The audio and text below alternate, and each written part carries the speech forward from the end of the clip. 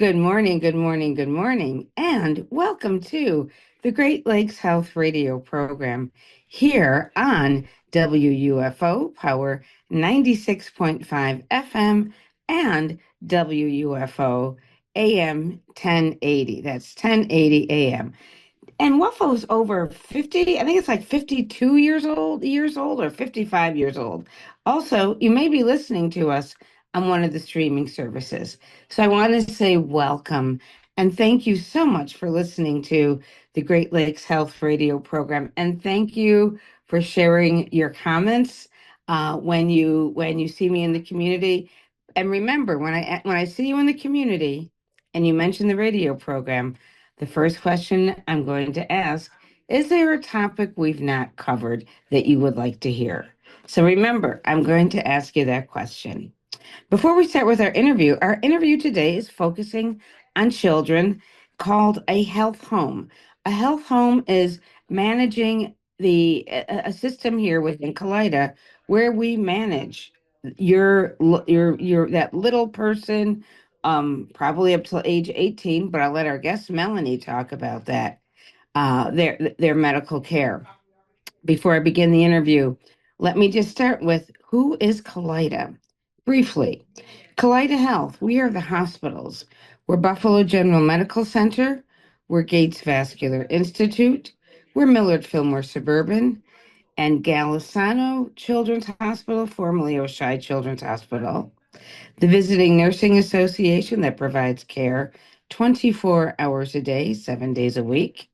We're High Point at Maine, where we provide long-term care and long-term care or rehabilitation, and that's at High Point uh, on Michigan and High. And we also provide that same excellent care at DeGraff out in North Tonawanda. We have pediatric clinics throughout Western New York, as well as clinics for adults for your primary care. And we have clinics for your OBGYN, so you don't always have to come to the hospital for your care.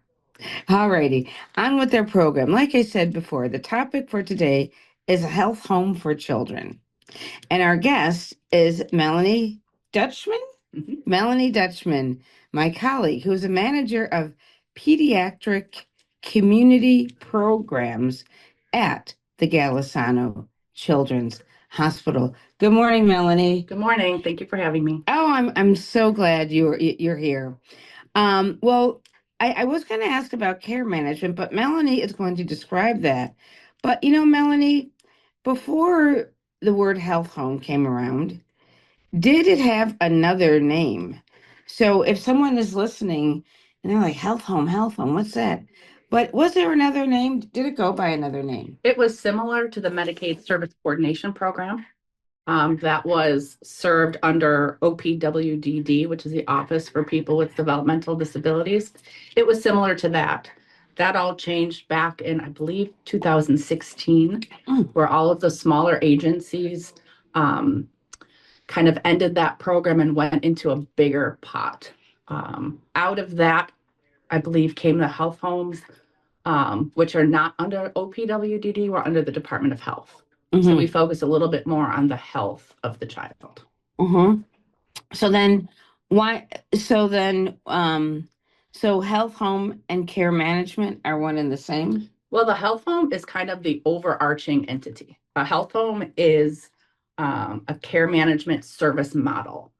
So the health home is our lead health home is Chunny. That's the Children's Health Home of upstate New York. That's our lead health home.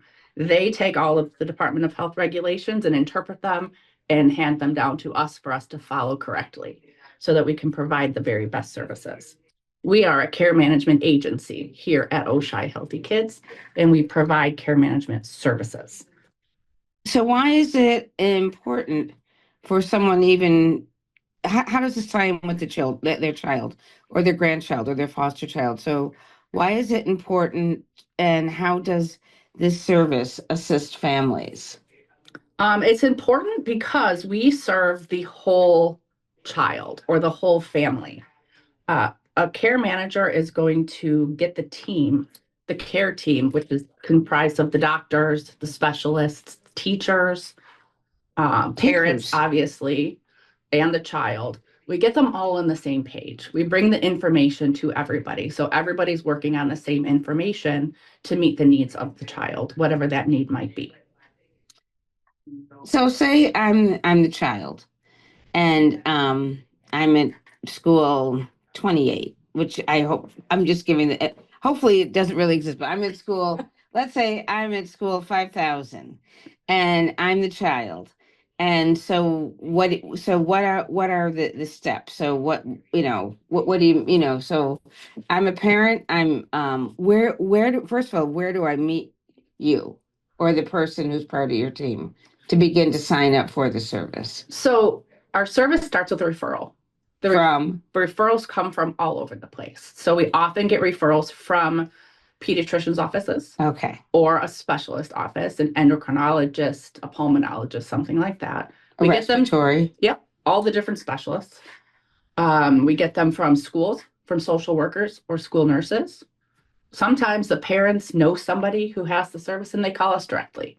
So the referral can come from any place. And it can come in a couple of ways. We have a referral document, an actual form that can be found on our website, just ochbuffalo.org. You can go there and find our referral form. And then they fill out the referral and you can send it to us either on our dedicated email box, and that's ohk@kaleidahealth.org. That's dedicated and secure. Nobody else is getting that information except for us. Or a lot of places fax them to us. And our fax number is 716-370-1009.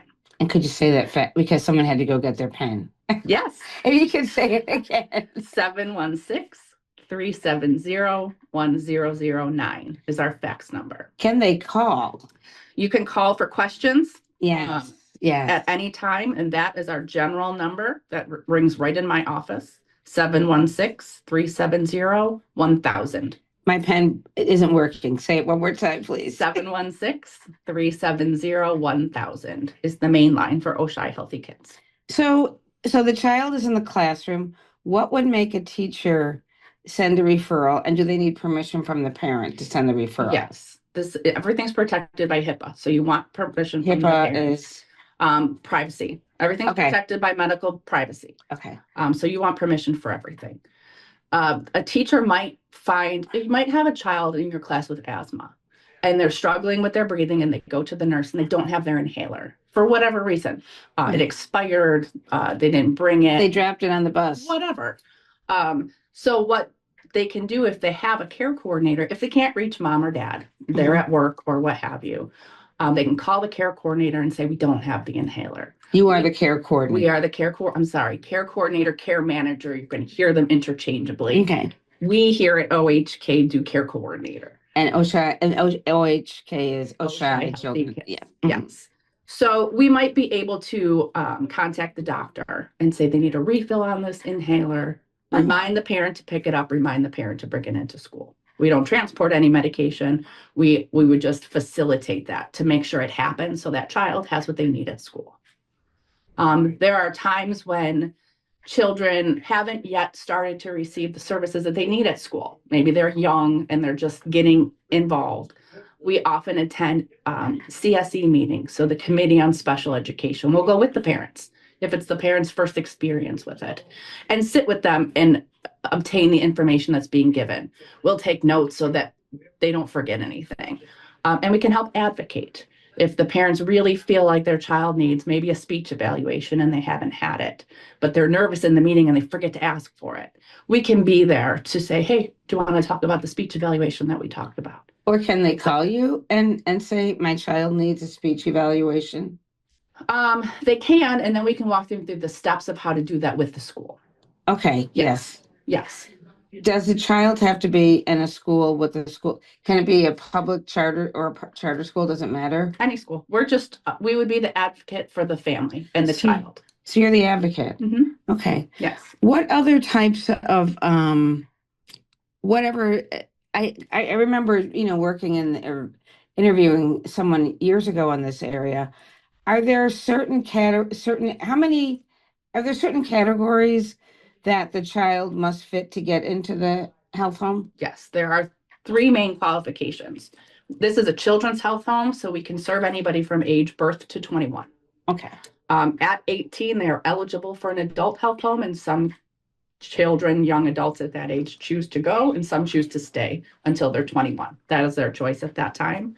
They also have to be Medicaid eligible. And the last one is they have to have two chronic conditions.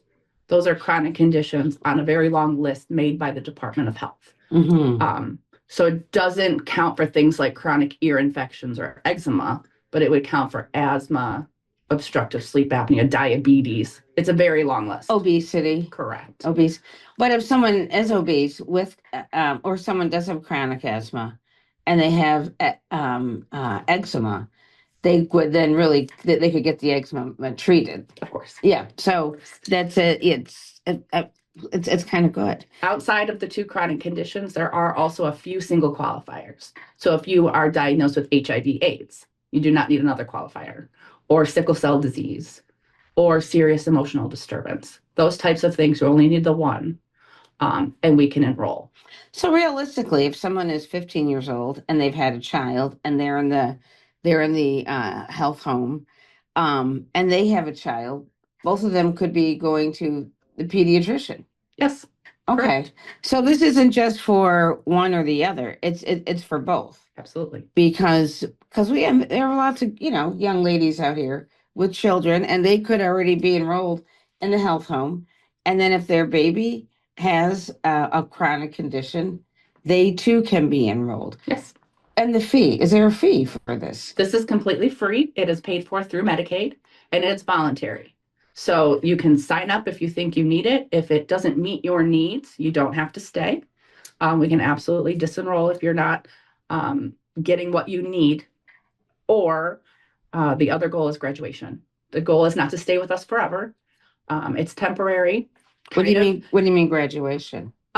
So if people are with us because they need to be linked to services, that's one of the care coordination's main jobs, to link and refer to services. Mhm. So if you get all linked up, you needed 5 different doctors and you've got them, and you're going and you're getting your appointments and everything's going smoothly, and the parents are like, oh, I don't need to do that for us anymore or with us anymore. Okay, then that's a graduation. That's a very successful story when that happens. That's great. Mhm. Do you make the appointment? Do you call the physician's office and make the appointment, or do you give that individual the phone number to call and make the appointment? We meet the family where they are. Okay. It depends. We have many families that we work with that English is not the language that they speak. So we do use a voice translation system to speak with them so we can find out what the needs are. And in many of those cases, we do make those appointments for them, knowing what their availability is, what their best dates and times are. We call and make that on their behalf. For other families, maybe they just have a lot going on and they're struggling to make those phone calls. We will start that way, but then we will teach them to do that, how to balance their time and get those calls made so that they can then be independent to eventually do that alone. I mean, this is all such great information. Um, if someone was aware of this program, let's say 10 years ago, has the program changed at all? Well, our program has changed. Okay. Because Yeah, I just want to make sure, because like I said, when I did the first interview, it was, I think, when Oshai Healthy Kids first opened the doors. Okay. And it's changed a lot. So if somebody at the time didn't need it, but now they need it, I just want to make sure that they know how it's changed over the past 10 years. Well, when Oshai Healthy Kids opened their doors in 2017, we were a lead health home. So we were what Chunny is to us today. So we were interpreting those regulations, and we had care management agencies underneath us. Oh, okay. In 2021, we decided to focus on the care piece. That was our forte. That was our strong part. And the care piece means the care family management. Okay. Doing the care management. So we went under Chunny as a lead health home, and now we focus on the care. And Chunny is Children's Health Home of Upstate New York. Okay, Children's Health Home. Yes. Are you able to connect? I know we're talking about medical. are you able to connect people to like food services if they're 100%. The other oh 50% of what we do is to help with social needs. oh let's talk. Let's talk. So yes, when we go into our families' homes, they invite us in. We kind of become part of their care team. Mhm. And if we come in and they, are don't have enough food to eat, we link them with the closest possible food pantry. Or we link them to the 1115 waiver screening service, Yes. that you're very familiar with, so that food can be delivered to their house. Hmm. There's families who have had to move suddenly and leave their things behind for one reason or another. Um, and maybe they have no furniture. We will link them to somewhere that gives furniture, such as Potter's Hand or Harvest House. Hmm. And we will get them those things that they need. Beds is a big one. We help link people when they don't have a bed, to places such as Sleep in Heavenly Peace. So yes, we help. So what was that? Potter's? What are they? Potter's Hand. Potter's hand. And what does Potter's Hand works out of one of the big churches in Gettsville, the chapel. oh, okay. And they have tons of donations of furniture, couches, tables, lamps, things like that. And they have a referral system as well. And they know us very well. They've helped us so much in the past. And as soon as they can get to us, they provide us with those items to give to our families. And what were the other organizations you mentioned? Harvest House is And what local. does and Harvest House has helped us often with clothes when people are clothes? short on clothing. Mm-hmm. Another one would be Sleep in Heavenly Peace. That They sounds build beds for children. sleep in heavenly. That sounds okay. Yes, amazing. They build They beds. do. They build beds for children.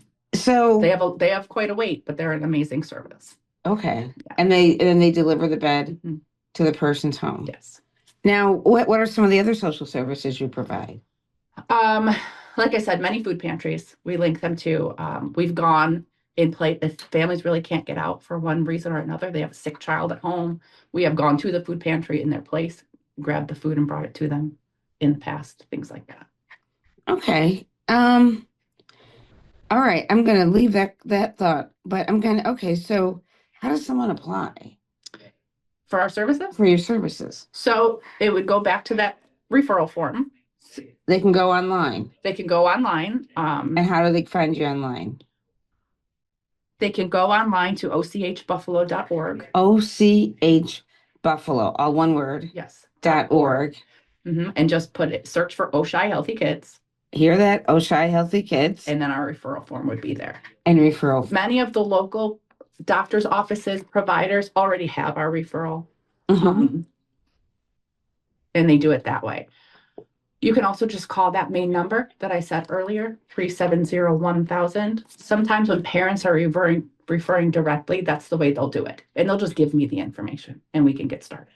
Because they can give me their own consent and we can get started. I just have to verify the Medicaid, verify the conditions, and then we can enroll.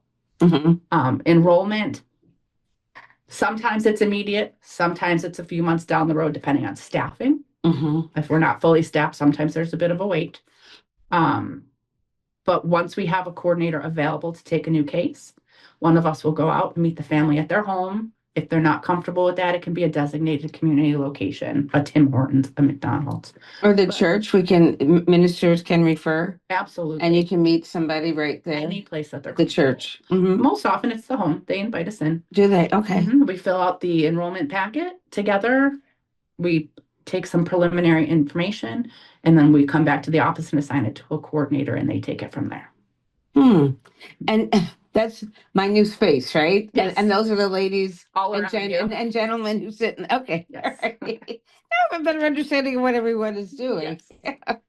And then how about you mentioned education? You mentioned teachers being able to make a referral. Yes. Now if I'm a teacher listening and I know I have that child sitting in my classroom in my fifth grade class, and I think, so do I then, does the teacher, I'm the teacher, does the teacher then contact the parent? How does that work?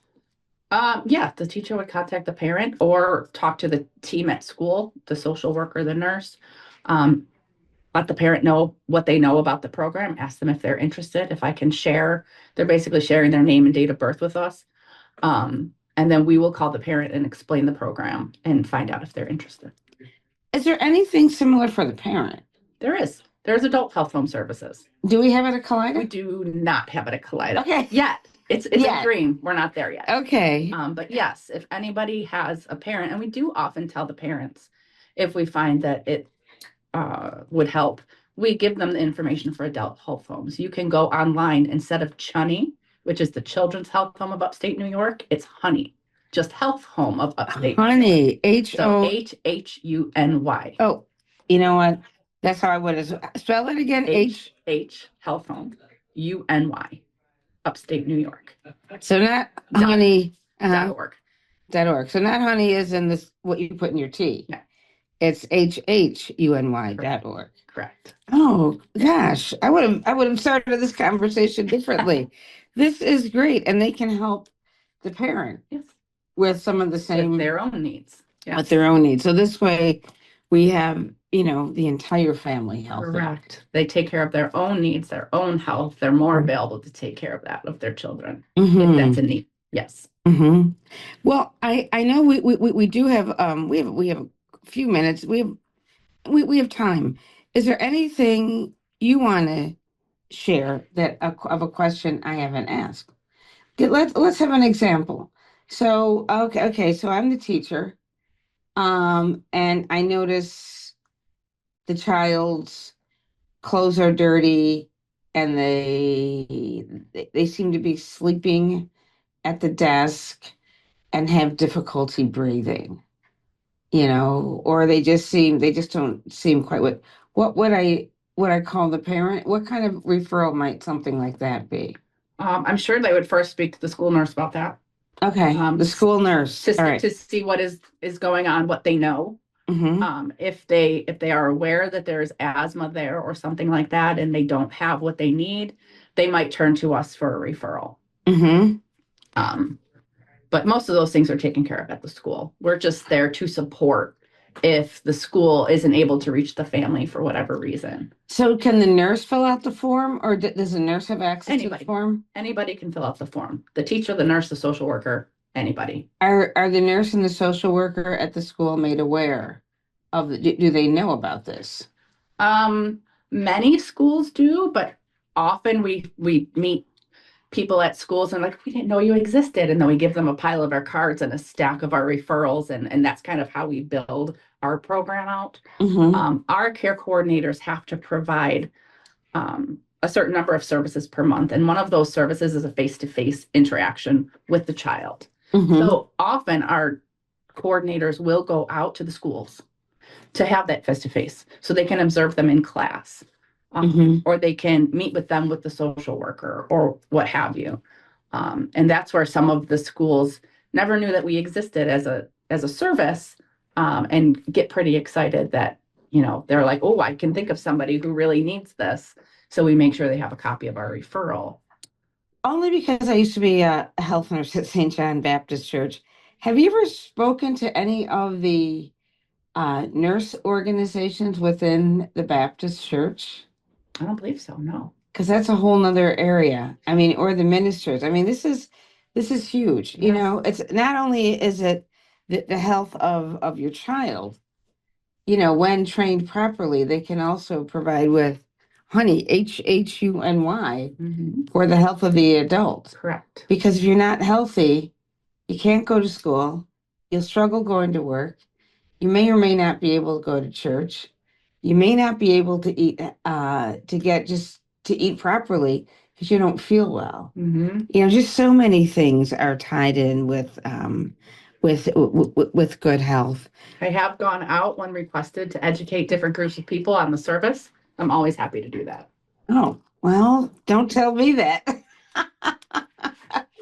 And members of the community, if you're listening, well, I know you're listening, please ask me about that so I can go ahead and provide you with the and I can provide you with the information. Any good stories, any success stories that you can share with us of someone who, like you said, graduated, a family who was like, you know what, Oshai Healthy Kids, I think you've done all you can. Thank you. Yes, we have that almost every month. We graduate people. Oh, Yeah, some families start out just needing a little bit of a help. right. And some families, they're faced with some pretty big health challenges with their children, cancer, Cancer. things like this, Yes. autism, things that really affect the whole family. And if you can see them through those situations, and teach them those lifelong skills, because something like autism, it's never going away. You are going to deal with that your entire life. Sickle cell, you're going to And deal with cancer that. takes a long time, even if you receive the clear, Yes, you still might you have don't 8 to 10 years you don't to know. go for Right. testing. So, So we just help people to learn the system, the best way to handle things, to who to call, when to call, things like that. And once they're comfortable with it, we graduate. With the caveat, they're always welcome to come back if they feel that they need it. that is so wonderful because we didn't even talk about areas of autism and nonverbal and cancer, We and could be here all children, day. they have it. Yes, yes. Wow, that's fabulous. Well, Melanie, I want to thank you so much for being on the program. Now, I know you mentioned your care manager. Now, what are there ever positions opened in your area? Often, often. So let's Yes. let's do a real quick plug. And how would someone check on our Collida website to look for a job? KaleidHealth.org, looking for Oshai Healthy Kids Care Coordination. Say that again. Oshai Healthy Kids Care Coordinator position is what we have. So you got how do you Yes. collidahealth.org, Yep. go on our website Yeah. Go for to careers. careers. And when they look, there's a lot of careers. And what should they look for? Oshai Healthy Kids Care Coordinator. Oshai, and spell Oshai. OISHEI. Oshai Healthy Kids Coordinators. There, I'm not sure. I'm not going to say are there any positions open now, but I just want to encourage you. That was my former previous hat was workforce, Yes. and now it is manager of community health improvement. So I'm always trying to make sure we're working. Yes. As we We're grow, working. we add new positions. Oh, So thank you.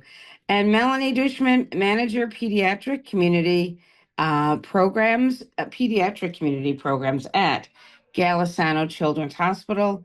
Today, we've been talking about health homes for children under the name of Oshai Children's Hospital. yes. So thank you so much, Melanie, for being our guest and sharing this beautiful information with us. Thank you very much. All right. Don't go anywhere. We have another show coming up. Thank you for listening. Bye bye. And now on to part two. Good morning, good morning, good morning, and welcome to the Great Lakes Health Radio program on Power 96.5 WUFO, or you might be listening to this program on WUFO AM 1080 AM, or you might be live streaming it through one of your many ways of live streaming programs. Well, this is a Great Lakes Health Radio program. I'm Francesca Messiah, manager of community health improvement at Kaleida Health. And I know some of you are tired of me saying this all the time, but I just want to make sure that you know who is Kaleida Health. Kaleida Health, we are Western New York's largest healthcare system. And what does that mean? That means we're the largest the hospitals that include Buffalo General Medical Center, Gates Vascular Institute, Galisano Children's Hospital, which before until January was Oshai Children's Hospital, but now it's called Galisano Children's Hospital, providing the great, outstanding care for your children. And Millard Fillmore Suburban, the Visiting Nursing Association, also part of our Kaleida family. We do have two hospitals in the southern tier. However, we have two long-term care facilities. That is High Point, and High Point is at the corner of High Point and Michigan. And then also in North Tonawanda, Niagara County, we have DeGraff Long-Term Care. Also, we have outpatient clinics We have specialty clinics. Our outpatient clinics are for adults as well as children, as well as OBGYN. And like you said, we have clinics and services in the area of healthcare. And the best way to find out would be to Google Kaleida Health. That's KaleIdeaHealth. Well, our guest for today, we have a lot to talk about, is not a stranger to the show, our program. However, she has a new title, and it is Shannon Bryant. Good morning, Shannon. How are you? Good morning, Francesca. I'm doing well. Thank you for having me. Oh, great. And Shannon is our Vice President of Talent Development, Engagement, and Inclusion. Before she was, and which is kind of with DEI. But Shannon, how long have you been with Kaleida? A little over 5 years now. I was going to say 5 years. I would have got the hmm prize. Shannon has done amazing work since working with Kaleida, especially with the employees and especially with the employees and gather. But anyway, that's another program. But I just want to say, Shannon, thank you for all your work and that you continue to do at Kaleida Health on behalf of, especially on behalf of our employees and in the workforce capacity, especially on part of our community.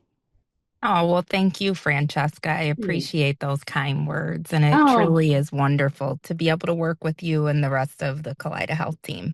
yeah, thank you. Well, the reason for today's program, workforce development has been part of Collider now for going into its fourth year. And Shannon is doing a lot in the area of workforce, Shannon and her team. And I read an article recently, and I think a lot of our listeners did, about this Western New York Workforce Consortium. Now, what is it, and why is it important to our Western New York region, especially in healthcare? That's a great question. Thank you for highlighting. Something new that we're trying to do is really approach workforce development and the healthcare industry from a regional perspective. In the past, there may have been some competition as to where are you going to work, this place or that place. And while we would love every, person to choose Kaleida Health for their employer, the reality is we also want people to have choice as to where they work and, what works best for them. And the other reality is a lot of our healthcare colleagues have similar roles that are just really hard to fill for our area and for our region. So, because of that, we have a vision to really bring together all the healthcare providers in in our region, as well as the educational providers, the workforce development providers, our union partners, to really talk about what are some of those hard to fill roles in healthcare and show that we are aligned when it comes to knowing what those hard to fill roles are and looking for our workforce development programs as well as our educational providers to really create more programming around those hard to fill critical positions. So the consortium is bringing together all of the partners in a coordinated way. While Kaleida Health is certainly the first convener, we don't want to be the only convener. We're looking to have co-conveners and co-planners of this vision to make sure that we have a healthcare pipeline that is sufficient to care for the Western New York region is really our goal that's united. So again, it's one of those united initiatives and a united group coming together to solve what I would say are critical healthcare challenges right now. Yeah, and also listeners, as you know, you might be back in school, you might be in school, your children, grandchildren, foster children could be there, your great grandchildren. And we want to make sure also this workforce is coming together because making sure also, and the word will get out, I'm sure, with working within the consortium, is that Colida, we know we're the baddest, we're the biggest, we're the oldest, we're the boldest, but we are not the only. And we want to make sure that you're aware where your skill set could be utilized, where to apply for positions, and where to build your career. And because we have healthcare people who are in this healthcare field, organizations throughout Western New York. So I just wanted to add that in. Who is the Absolutely. audience? Yeah, thank you. Who is the audience for the first session? Where did it take place? Where was it, and how many people attended? So we had a kickoff event on March 31st, and this was our first convening of bringing that large group together. We had about 60 people actually attend a full session at the Marriott in Amherst. And of those 60 participants, we had around 31 organizations represented. So, of course, Kaleida Health, the Buffalo Center for Arts and Technology, often referred to as BCAT. We had our partners at Erie County Medical Center, Niagara University, Buffalo EOC. The list goes on and on. Lots of high schools represented, Global Concept, Buffalo Public Schools was represented, Catholic Health was there, our union Nice. partners, 1199, as well as SEIU 1199, as well as CWA. Erie Wombosis, Damon University. There's probably not one person that I Yeah. could think of that missed this. Even if they weren't able to attend, they certainly have been engaged. Our partners over at Say Yes Buffalo, and at this event, we came together to talk about the critical need for partnering around critical roles in healthcare. And we also had a keynote speaker with Stephen Tucker, who's the president and CEO of Northland Workforce Training Center. And he's also doing some community building work as it relates to really the engineer field, so and manufacturing. So although his industry is not healthcare, he was able to do a keynote and present a lot of best practices for us at this event around how we could come together around the healthcare industry needs. So it was very enlightening, I would say. At this event, we also did a little bit of a SWOT analysis where we looked at our strengths, weaknesses, opportunities, and threats from a regional perspective. Looking at some of the critical roles in healthcare and making sure we were aligned on those roles. So that was really our kickoff meeting. We walked away with a lot of key insights. Certainly, people were able to network and share and talk amongst themselves. But we also had strong insights around just what were those strong demands for healthcare positions. What are some areas that we may want to start working on critical roles? One that came up was respiratory therapy. Mhm. So, respiratory therapy, we have two major programs in our area, one at ECC, and then the next one is not very close, but it's in Geneseo. And so, with that being so sparsed out, it really doesn't allow us to build a pipeline around respiratory therapy. So, really advocating for more programming in that area specifically came up a lot that day. Yeah, thank you. And when you talk about engineering and Stephen Tucker, I know that there's an area which I was not aware of until last year. We had a program, and it was called clinical engineering. And clinical engineering, you see machines in your loved one's hospital room. They're the ones who make sure that that equipment is working properly. Absolutely. That was Yes. like who you're that hospital room. I don't know if it's ever. I don't know. I don't know. I'm getting off topic, so I'm not gonna. But No, it's I think amazing. that's right on topic because there are so many roles like that where, they're not your traditional nurse and doctor. I Exactly. think our our students certainly are aware of those sorts of roles.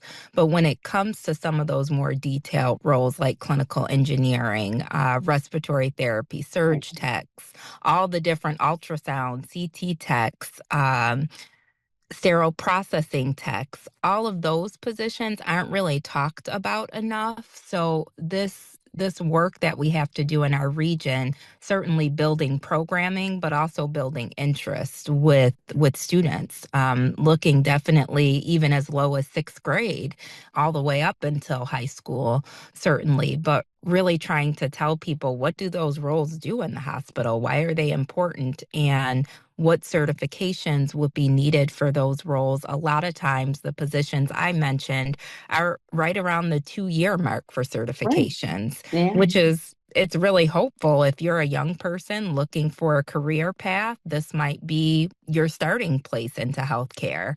But we want to get that information out to the students so that they're aware that these are good options for career paths. Yes, and I also want to say that not only are they positions for young people, uh, if you're in your 40s and you've been laid off, you may want to Absolutely. think about going to an EOC or possibly a BCAT, or any TroCare, any workforce, it doesn't matter where, but there are Absolutely. still jobs for you, career paths in healthcare. And Yes. remember, healthcare workforce, we're open, 24 hours a day, 7 days a week. All the positions that Shannon just referred to all have a work-life balance. I'm beginning to understand what work-life balance is. So, right? So there's shifts. So there is Mhm. a time that you start and there's a time that you end. And you can plan things, well, 98% of the time. If you're in a surgery, you may not be able to get out of your surge tech in the middle, but many of the positions but I don't know that because I'm not in that area. But I just want to say that's also a part of why the consortium exists. Until recently, did we have anything that even resembled this Western New York Healthcare Um, Consortium?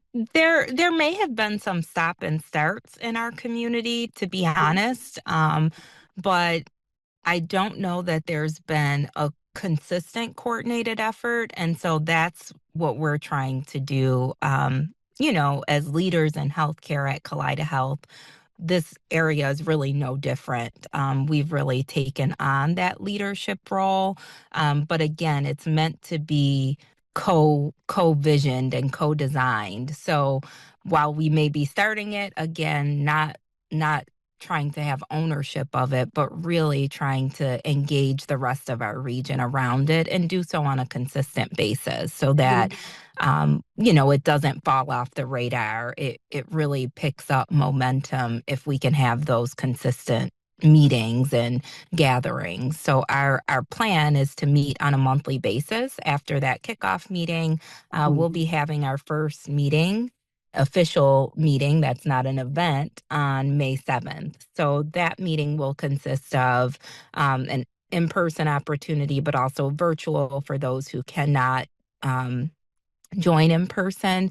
And that's where the team will look at formalizing a governance structure and a charter and really talking about, okay, based off of what we learned from that kickoff event, where are we going to focus our efforts as a team, and hoping to really only do about two positions a year to have real good Focus. success You mean focus? focusing. Yeah.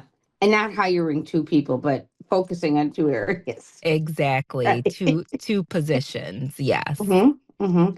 And I just have to mention that this falls at Kaleida. Workforce development comes under Ian Bryant Ian Barrett. He's a senior VP. Dr. Ian Bar Barrett, right? Barrett? I'm saying it correctly, and Yes. I, yep. Yes. Dr. Ian Barrett, who is a senior VP with Kaleida Health, and your colleague who unfortunately was unable to make the call, Briandi, Yes. Yes. So Briandi Little. Mhm. Yes. So Ian is our executive vice president and chief people officer, and this work falls directly under his purview. And Mhm. then Briandi Little is our manager of workforce development. So she's really coordinating a lot of these efforts. She's probably the first person that most people speak to about the consortium. Mhm. That's great. If somebody wanted to get involved in it and if someone we doesn't sound like you missed anybody, but if someone feels that their organization needs is interested or would like to learn more, who would they contact? They would actually contact Briandi directly, and that would allow them to be able to, she can do a little bit of a orientation with that person, and that would allow them an opportunity to join the consortium on a regular basis. Again, there's an in-person component, but there's always a virtual option. So for those who are interested in joining, they could send an email to Briandi. Her email address is B as in boy, D as in dog, L as in light, ITTLE at kaleidahealth.org. No, okay. So I just wanted to I didn't want to miss that and also mention our leader, Ian. Um, so um, did anyone talk about, only because it's very much on the top of many organizations' tongues in healthcare, talking anything about, or is that down the road, social determinants and the barriers to working in healthcare? Did anything like that come up? Absolutely. So when we were doing the SWOT analysis on the strengths, weakness, opportunities, and threats, certainly addressing individual barriers around social determinants for those who are looking to enter the field. And that's a huge topic that continues to Mhm. come up. One of the areas is really around childcare and how do we, better support working parents and families. Another area that comes up often is around transportation. Sometimes it's not easy for people to use our public transportation depending on which site they may be located at. It might not be readily available. So how could we support someone in those efforts as well? Of course, there's just the natural financial component, things around food and nutrition, as well as housing. So there are lots of those barriers that do get in the way of someone joining an organization and certainly retaining that employee or them staying with the organization. So all of those things are opportunities for us as it relates to the convening of the healthcare consortium. Hmm. So, what were some of the takeaways, like long term, short term, long term takeaways from the meeting?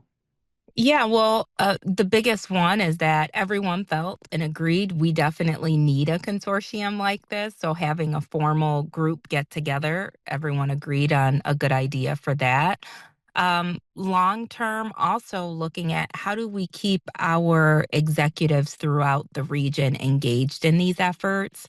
So we talked about setting up a governance model where there would be a governing body of our executives. So hospital and healthcare executives, education presidents and executives, as well as the CEOs of the different workforce organizations, and maybe keeping them informed on more of a quarterly basis as opposed to having them, join those monthly meetings that will be a lot more operational and tactical, but really having them to set the strategic direction of how we do this, and also making sure our government and public sector is heavily engaged in this for some of the reasons that we've already talked about Mhm. around putting support around social determinants of health.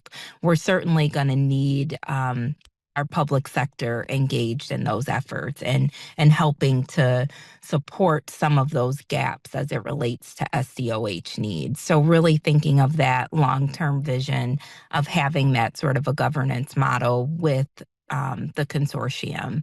And then aligning our workforce development efforts throughout the system is going to be one of our more immediate goals, again, picking what are those positions that we want to focus on. And then finally, having a way that we tell the story and communicate out about these opportunities. So, yes, it's nice for all of us to know this, but how do we plan to sustainably reach out to community members, to local people who are in search of positions, as well as the schools, to make sure that the impact is heard and also the opportunities are understood throughout all of the communities that, we want to impact in the Western New York region. So that sounds like quite a meeting. I mean, we talked about, I mean, you've talked about elementary school pipeline, elementary, high school, college, trade school. We talked about public and private sector. We did include charter schools. Charter schools are public schools and private schools.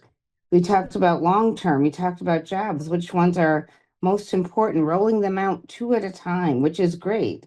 Yes. Communication. Communication. We know right now, social media. I mean, it's huge, but who Mhm. knows what the future holds in communication? But you still have to talk to people, and if you're Yes, listening to this and you're looking for a job, you still have to communicate with that person who's interviewing you. Yeah, at some point, a lot of jobs you apply online, but at some point you have to have communication. You have to be able to communicate. And so those are your soft skills. So absolutely. this is huge. This may take a good year or so before it actually gets launched up. Yes, I think once we'll see the impacts, hopefully early next year. That's what I'm ambitious, so I'm hoping so. Yeah, and whatever, and whatever I can, not just me, I mean, whatever, I'm sure the Kaleidos system, that's the good part, is that, you have support. We have support from the Kaleidos system. So it isn't, Absolutely. Shannon is leading the way, but it's like having a network of 13,000 people behind you. That's how many are at Kaleida. We have about a minute left. What would you like to share with our listeners, Shannon? Well, with 1 minute left, I guess I can just share that if if you are someone who's interested in being involved, whether it be personally, professionally, we can use all the support and help to really create something impactful around healthcare delivery here in Western New York. So we welcome your voice. We welcome your partnership and collaboration, and I look forward to all the work ahead. And I'm going to say, if you're a consultant listening, I don't know the answer, but what is Briandi's email address in case someone does want to get involved? Her name is Briandi Little, and her email address is B as in boy, uh, L as in little, D as in dog, and LITTLE at kaleidahealth.org. You talked about the group meeting next month. How often will the group meet? So the group will plan to meet on a monthly basis. And again, it'll be virtual and in person. Um, their first meeting is really just to gather, as a team, do some introductions, charters, and all of those logistical things. And then from there, again, start thinking what are the two positions that as a region we want to focus on. So, meaning those two positions could be sterile processing and And respiratory respiratory therapy. therapy. Absolutely. They're, Absolutely. they're needed at all the hospitals, including cancer hospitals, including all the different sites. Exactly. Um, and that's why Kaleida is looking to work with the partners because it's global. Yes, yes. The Um, needs are wide. The needs, yes, yes. And then you're going to say develop a governance and bylaws and those kinds of things. Absolutely, yes. And really, again, looking at having that executive level of governance. And so identifying who those people would be. We know a lot of the presidents and the CEOs, but again, we don't want to leave anyone out because the key to success here is around partnership and the ability to work across the region. So making sure we have a good amount of governance there to really support the efforts. Is now the time for community to contact you, or is it a little too early for community to begin saying, I want to get involved, I want to, be part of this? Now is a great time. Okay, Yeah. okay. So again, one more time for Briandi's, in case someone said, "Oh, I didn't know that meant me." So go ahead one more time for her email address, please. So it's Briandi Little, BDLITTLE at kaleidahealth.org.